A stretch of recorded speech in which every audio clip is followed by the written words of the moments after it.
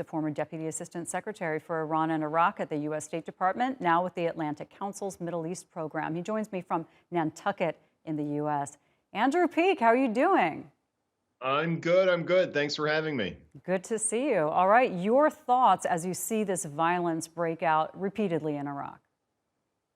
Well, Muqtada Sadr has to be the most changeable man in Iraq. You saw from your timeline the oscillations of his political decisions, from withdrawing from politics to launching his supporters at the Green Zone to making a stand for a majoritarian government in Iraq, which was his initial demand.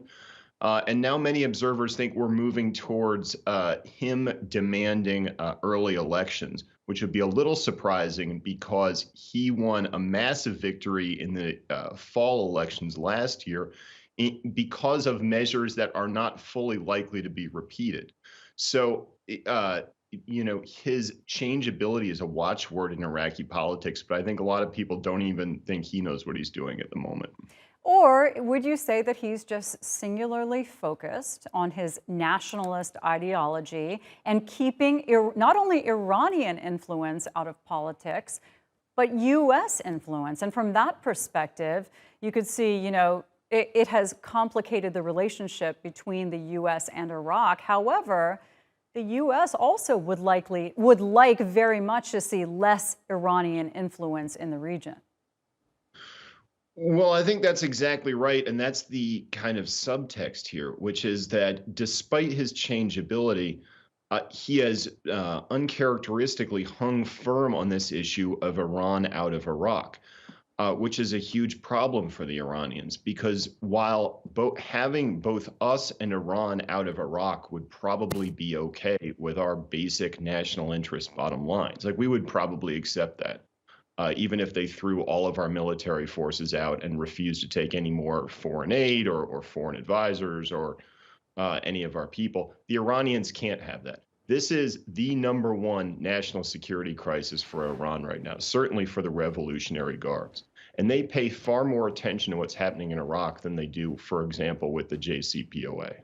Got it. Okay, so, there have been things proposed. Muqtada al-Sadr has called for the dissolution of parliament repeatedly. The judiciary says that they can't do that. You can't just dissolve it out of nowhere. Some people are calling for snap elections. Others think elections won't fix anything. What do you see at this point as being potentially beneficial to this deadlock? So Sadr wants the judiciary disbanded because it's viewed as a creature of Nuri al-Maliki and the Dawa Party, which was the immediate power brokers after the election. In early this year, the judiciary expanded the quorum needed, the amount of lawmakers present needed in the parliament to convene, to start the government formation process, thus blocking Sadr's attempt to form a majoritarian government, i.e. a government that cuts out the Iranian-aligned elements. So, and I think that's when it was clear to Sadr that even though he would hang on for 5, 6, 7 more months pushing this coalition, that the system was either broken or so corrupted by Iran that it wouldn't allow him to form the government that he argued that Iraqis had voted into place. So it is out of frustration now. And a kind of lack of options that he has launched his supporters at the parliament. And really, this is a show of force, I think, for early elections, which is what his supporters want. I can't see a situation in which Maliki or the current government can continue to stay in power. Yeah, it's disturbing to see the violence break out. But Andrew, while we have you, you also served in the White House and the National Security Council. As we see the investigation continue into the president's handling of sensitive material, what are your thoughts? I never saw anything untoward in that sense in the White House. I thought the classified material was all handled very well. As you know, the NSC takes this stuff very seriously. And so, I'm a little surprised by all the accusations and counter accusations flying around. All right, Andrew, good to talk to you. Thanks very much.